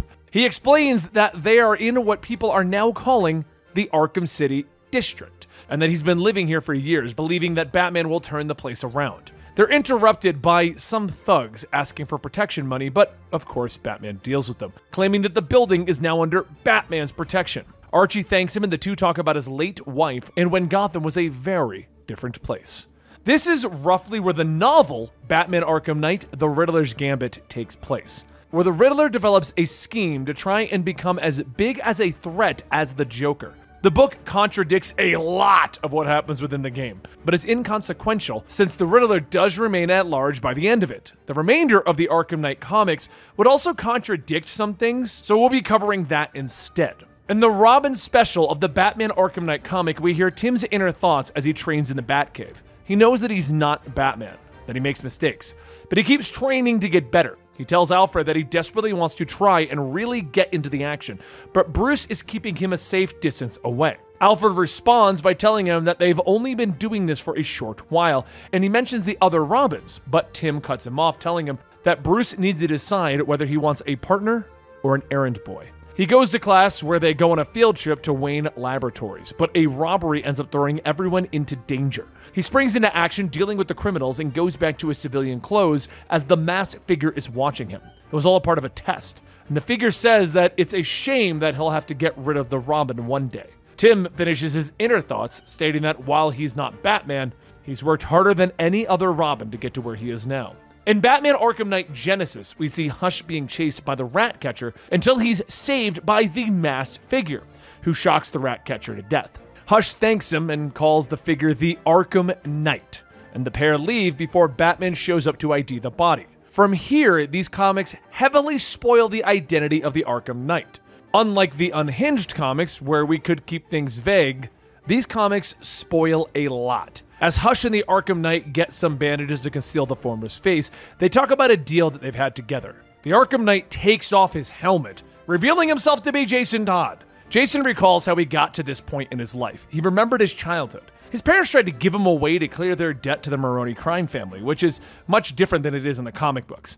By the time he was 15, he would steal what he could to survive in the streets. Everything was going to change the night that he saw Batman and the Joker fighting. The Clown Prince knocked the Dark Knight out. Jason, out of nowhere, jumped into action, taking the Bat Claw from Batman's belt and subduing the Joker. He then aimed a gun at the Joker's head. Batman got up just in time to stop Jason from pulling the trigger, and he showed the boy his bag of recently stolen cash. Batman turned both Jason and the Joker in, but as Bruce Wayne, he brought Jason into a special program.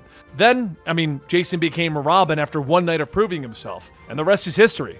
Eventually, Joker would kidnap Jason, blow him up, use a crowbar on him, and Jason would come back as the Arkham Knight. In issue 5, he meets back up with Deathstroke, who lets him test out his artillery, promising even more weapons to come. He recalls how they started working together only 2 years ago at Arkham Asylum. As Batman fought the Titan-infused Joker, Jason promised Deathstroke cash to let him go and ignore the Joker's orders to not let anyone leave. He went on to steal money from Bruce's home, even running into Robin at the time. The heist went off just fine with a quick wire transfer, and the two have been in business ever since. Back in the present day, they talk about a militia that Deathstroke has been training up that contains 500 men ready to be deployed at Jason's word. Later that night in issue 6, the Arkham Knight slips into the Batcave, planning on redirecting Bruce's communications so that he can have access to it. He spots his old Robin costume and begins to remember his last conversation with the Joker. Back in Arkham City, the two had met once more, with the Joker already being aware of his presence from Deathstroke. The Clown tells him that regardless of what happens, whether he dies, Jason will always be his Plan J. For as much hell as he and the others at Arkham put him through, at the end of it all, Batman is the one who let it all happen. He finishes rerouting the communications on the Bat computer and leaves with one thing on his mind: to show Bruce what happens because of his one rule. To show him the consequences before finally killing him. Around this point, Batman Arkham Knight issue 20 to 26 takes place, with a new Suicide Squad being formed. While Captain Boomerang and Deadshot free Killer Croc from his transport, Bruce, Tim, and Barbara prepare Jim Gordon for his election. They leave for the night while the Arkham Knight keeps watch on them. Meanwhile, Harley shows Croc, Deadshot, and Boomerang their new headquarters in Wonder City, where the Penguin briefs them about their new job: to kill Bruce Wayne. They track him down the next day and isolate his car, but when they go to kidnap the man, Batman of course comes out instead. They think they made a mistake somewhere while tracking and trying to fend off Batman. They start to gain the upper hand for a while, but Harley comes back to the Penguin, seeing as how they lost their original target. Deadshot suddenly shoots Captain Boomerang in the head and tells Batman that he's still working for Waller. Waller isn't happy with the result, yelling at Deadshot for ruining her investigation into Cobblepot as Croc comes into the fray. All the commotion forces Commissioner Gordon to be called away from his fundraising speech as well, prompting the man to get involved. Harley learns from the Penguin that even though Bruce didn't get killed, his real target is something inside Stag Industries. The fighting ends with Croc being forced to go into a sewer grate, and the two form a temporary alliance. They go into Stag Laboratory to find out exactly what the Penguin is looking for, and they get shot at by the mad scientist there. He shoots at a tank marked Project Meta, and a smoky figure emerges, nearly taking the scientist with him. With the man no longer shooting, Batman then interrogates him and learns that they used samples of Clayface to construct a new type of compound, one that can shift into nearly any form it wants, but it will burn out without an energy source. Deadshot and Batman leave to find the escaped creature, calling Nightwing for backup, as Nightwing is then interrupted by the Arkham Knight. Batman is also attacked by the Formless Experiment. Gordon and Deadshot team up to help Bruce fight against the creature as the Arkham Knight steals Nightwing's motorcycle. The creature is then destroyed and Gordon takes Deadshot in for questioning. Waller comes in to get the man out, and Jim gets called to the roof of the GCPD where Batman drops off Bruce Wayne. By the time they come back, Deadshot and Waller are gone and elsewhere, but Arkham Knight is using Nightwing's bike to upload the schematics so that he can make the same kind of vehicles. As he prepares for the next step, Calendar Man then escapes from his cell with a new plan: kill Batman. After a few days, we go to issues 29 to 32. Tim and Barbara go on a date as Batman tries to put a stop to Calendar Man's surprise murder spree. He interrupts the two, asking Oracle for information, and the two hurry to meet him. Unfortunately for them, Calendar Man captures Batman for an entire week, making 7 Solomon Grundys to fight him each day of the week. While away, the Arkham Knight travels to the mountains of Valle de las Guerras to visit his militia. The members of the Bat family all begin to panic, and they prepare for the worst. But Bruce survives the endless fighting. Calendar Man then taunts him, carrying a baby that he kidnapped, and hands Batman a list of people that he has poisoned. Batman has 24 hours to save them, and he sends him out to rescue them and come back alone, threatening the life of the infant in his hands if Batman doesn't. Through his exhaustion,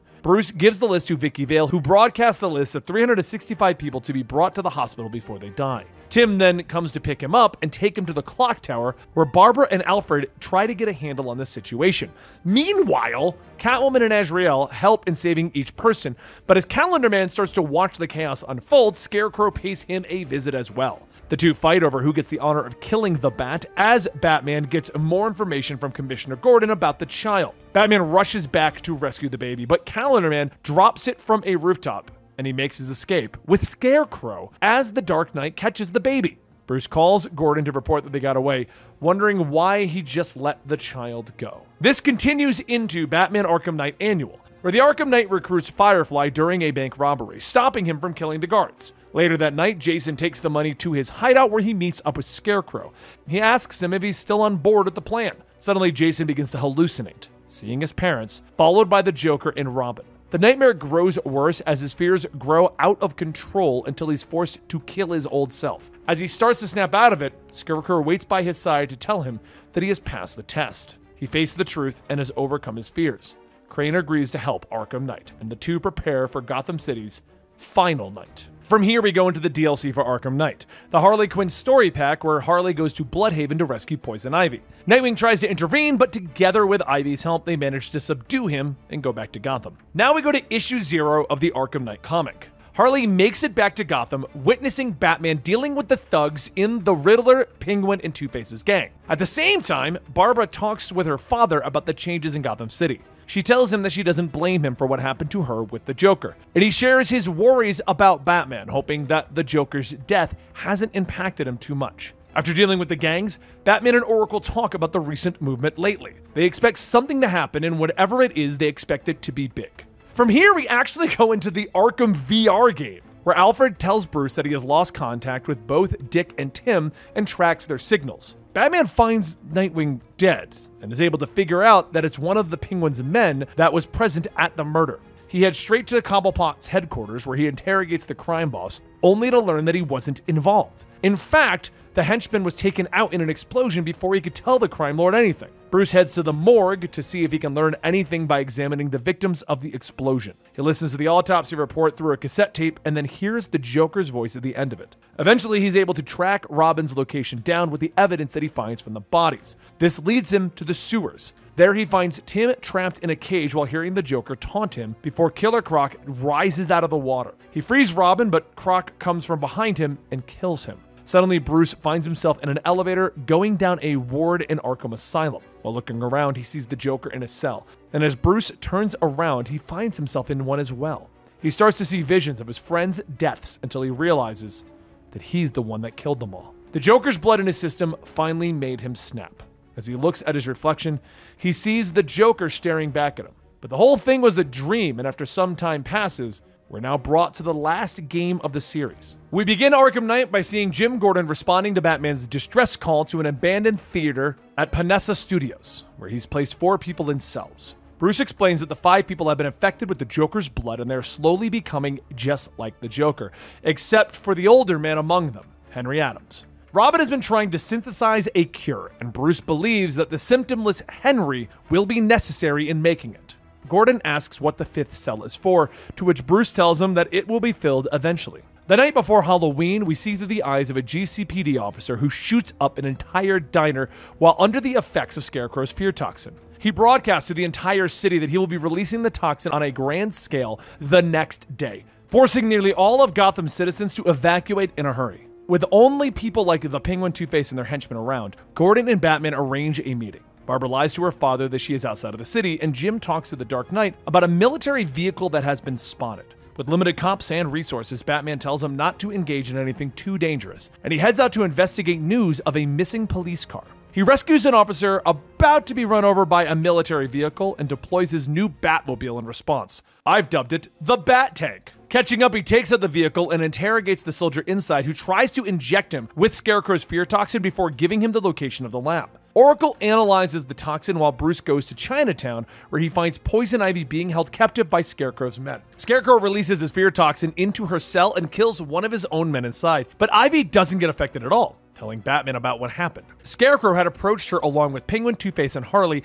about joining together to kill Batman, but she was taken prisoner after refusing. He takes her in the Batmobile and gets rid of several remote-operated tanks being deployed in the city before bringing her to a special cell inside of the police station. He then takes her to the clock tower, where he and Oracle are able to trace where Scarecrow is producing the toxin back to Ace Chemicals after using some of the resources in the city.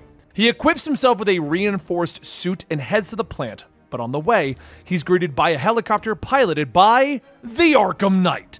Scarecrow stops him from firing at Batman, telling him that he'll have his chance for revenge later as he flies the chopper away. Bruce is then confronted by the militia inside of Ace Chemicals, and through Oracle's research, she's able to find out that their leader is named the Arkham Knight. He hacks into their communications while trying to save the workers that were on staff at the plant, and is able to put together whoever the Arkham Knight is. It's someone that Bruce has history with. He saves the workers that were left alive and learns that the Scarecrow is building a bomb big enough to cover the entire city in fear toxin. Tim offers to help him, but Bruce urges him to keep working on the cure. As Batman reaches Scarecrow, he threatens Barbara's life, prompting Bruce to tell her to get out of the clock tower before the signal goes dead, and Scarecrow escapes. With no way of stopping the bomb, Bruce is forced to reduce the blast radius while still inside of it. As he moves the canisters around, though, he's greeted by the Joker, and he blacks out as the bomb goes off. Waking up, he realizes that the Joker's blood has started to affect him with hallucinations of the evil clown. He escapes as the plant explodes and delivers the news about Barbara to Jim. They then go to the clock tower as Jim blames himself for her disappearance, with Bruce hallucinating the day the Joker shot and paralyzed her. Once inside, Bruce tells Commissioner Gordon the truth about why she stayed behind. Angry to learn that his daughter works for Batman, Jim leaves, blaming him for her being taken. Looking at the footage of the clock tower, Bruce learns that the Arkham Knight is the one who took Barbara, and he tracks her down.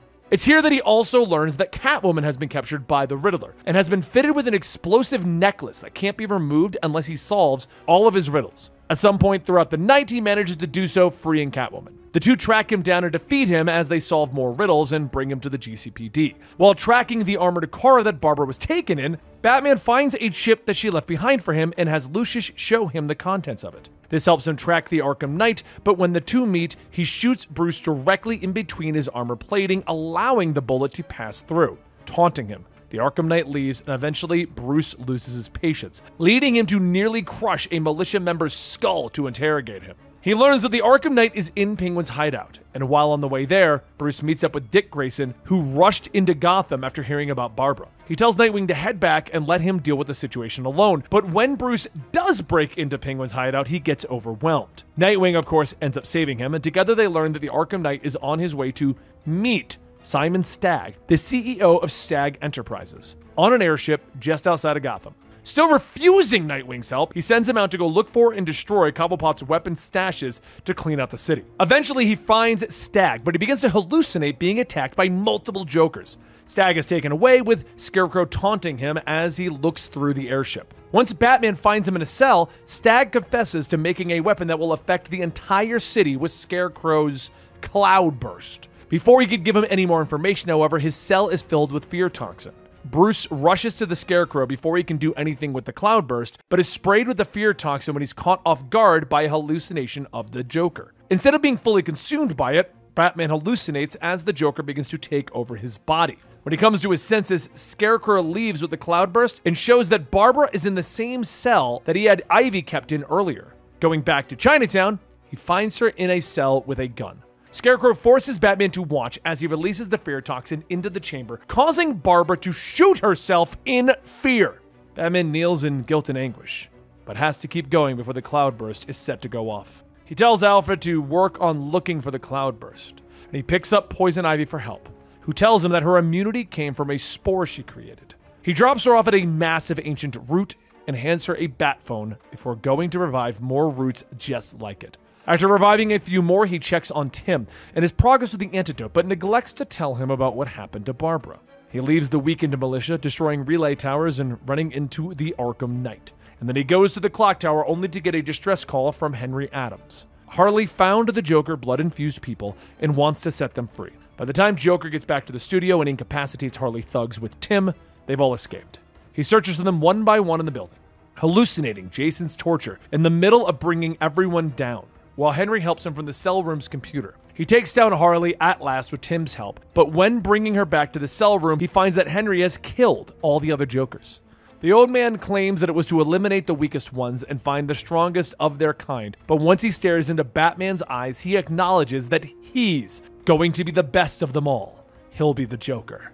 Henry shoots himself, leaving Bruce the last man with Joker's blood. Tim, not knowing that the last cell was meant for Bruce, asks that he go into the cell and let him handle Scarecrow. As his mind reimagines Jason's last moments, however, Batman puts Tim in the cell instead for his own safety. As he leaves, he learns that the Arkham Knight knows Ivy's location, and he heads to her first to pick her up. She refuses to leave, and just as she does, Alfred tells Batman that he's found the Cloudburst. He sends over the location. However, the Cloudburst goes off, releasing the fear toxin across the entire city, disabling the Batmobile and making everyone panic in their hallucinatory states. Ivy stays behind to help her plants, but in order for any of them to counteract the toxin, she needs Batman to stop the source, the Cloudburst itself. He rushes to get a power cell for the Batmobile from Stagg's airship, but he's forced to breathe in the toxin before putting it in.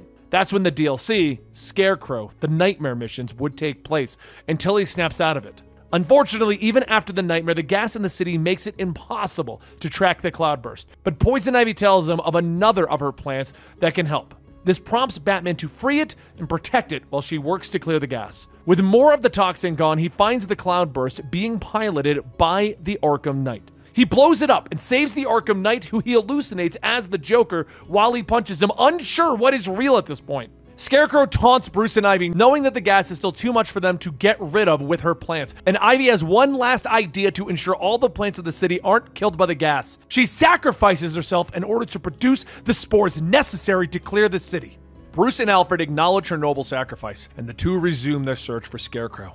After intercepting Jim's radio, he learns that Gordon is headed to meet with Scarecrow to get his daughter back. Tracking to its location, Alfred tells him that it came from an abandoned mall. So Batman takes his remote electric charge from Arkham City from the GCPD lockup before heading there.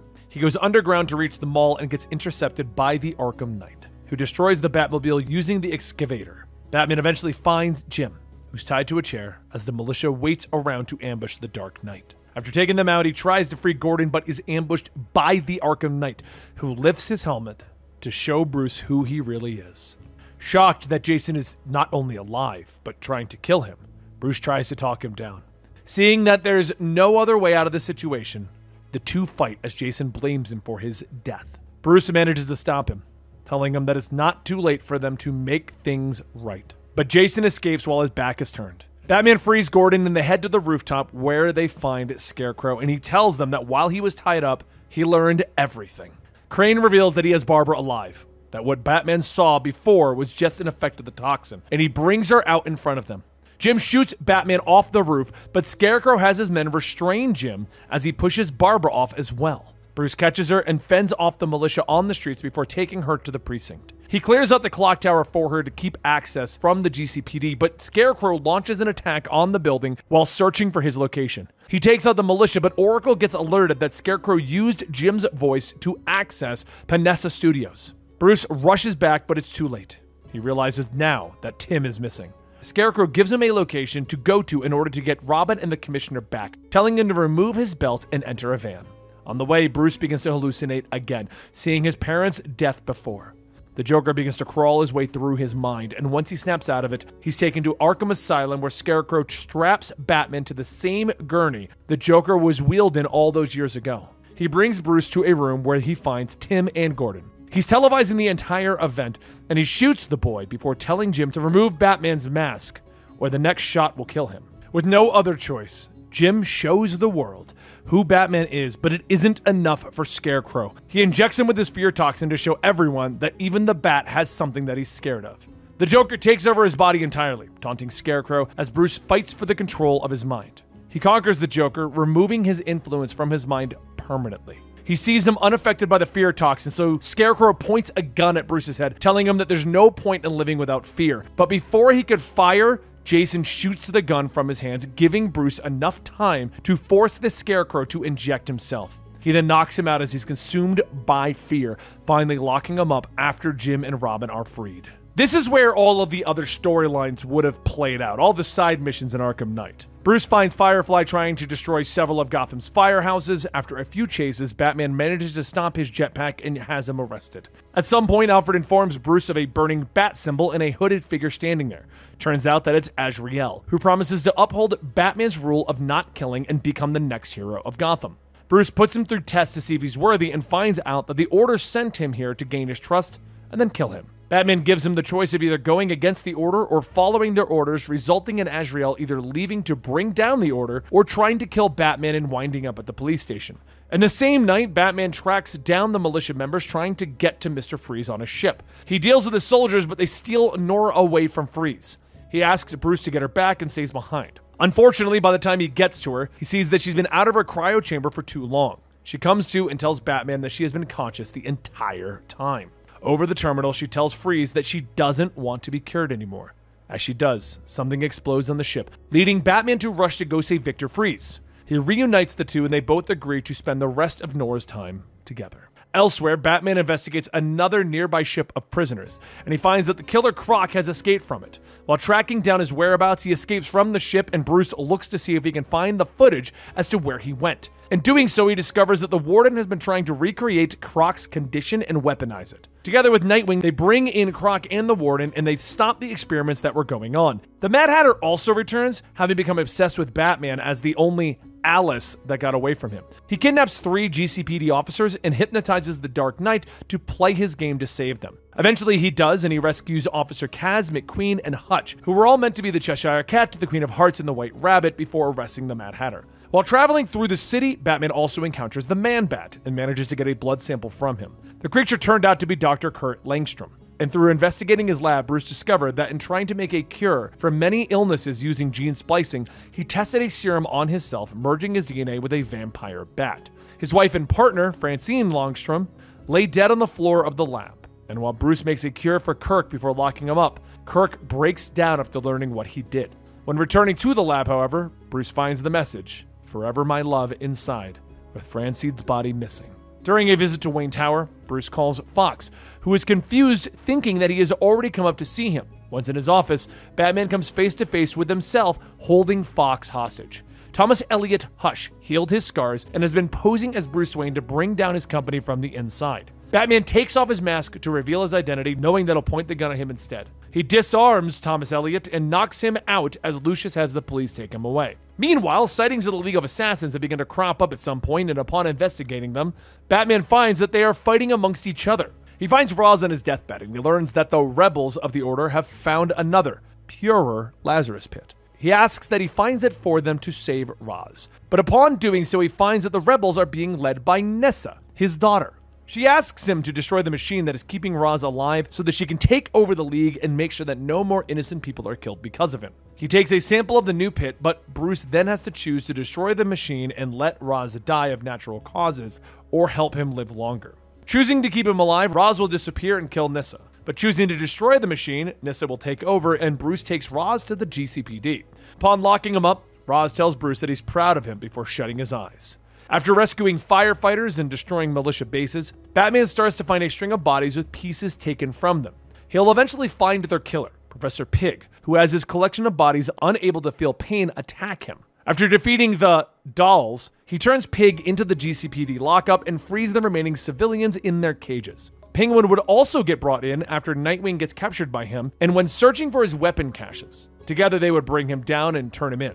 Two-Face got captured as well while going on a bank heist spree in the city, increasing the head count at the precinct. Along the way, Batman finds a powerful militia bomb and finds that Deathstroke was hired by the Arkham Knight to plant several of them in the city. After defusing the bombs, he and Deathstroke fight in their vehicles until Batman takes him out and then brings him to the lockup. Lastly, Batman also found Jack Ryder missing, and when investigating his disappearance, he found Deacon Blackfire, a cult leader, had kidnapped Jack after he got too close. He rescues Jack, and Deacon adds to the villains at the GCPD. Before the night ends, Bruce alerts Alfred to activate the Nightfall Protocol, destroying the bat signal. As he returns to Wayne Manor, he's met with the news anchors, all watching his every step. He enters his home, greeted by Alfred. But as soon as he closes the door, the mansion blows up and it goes up in flames. After some time passes, a family of 3 are being mugged. They look up to see a shadowy figure, knowing that Batman isn't around anymore. They scoff as the figure jumps forward, igniting itself and bringing fear to the criminals. With Batman gone, we go into the DLC, Catwoman's Revenge. After being imprisoned by the Riddler, she sets it upon herself to shut down his operation and steal all of his money while he's still in lockup. In the Red Hood story pack, we see that Jason has put the Arkham Knight behind him, instead becoming the Red Hood and protecting Gotham his way. He finds Black Mask, throwing him through a window, sending a message that he's not afraid to provide a permanent solution to crime in the city. In GCPD lockup, Tim and Barbara get married, and while they're on their honeymoon, Nightwing is left alone as the Penguin breaks out of the precinct. With the help of Lucius, he gets the building under control and puts Cobblepot back behind bars. In a flip of the coin, Two-Face starts a money smuggling operation after escaping the GCPD, forcing Tim and Barbara to come back to Gotham. Together they shut down the whole thing and bring Two-Face in. With Gotham City in good hands, we have come to the conclusion of the Arkham saga. At this point, we would jump into Suicide Squad Kills the Justice League. But I've chosen to tell that story and its contradictions in a separate video, because at this point, I've considered this to be the end of the Arkham saga. Batman is now in hiding, using fear as a weapon, or you could assume that he's just passed. It's left ambiguous at the ending, although I like to think that he's decided to use fear as a weapon. If you enjoyed this video, let us know down below. And make sure you stick around if you want to see how this ties into Suicide Squad Kills the Justice League. I'd love to get your opinions on the entire Arkham saga, and let us know what we may have missed down below. As you can tell, this was huge. We tried to get everything that we could, but I feel like we may have missed one thing or two. Let me know, and I'll see you guys next time right here.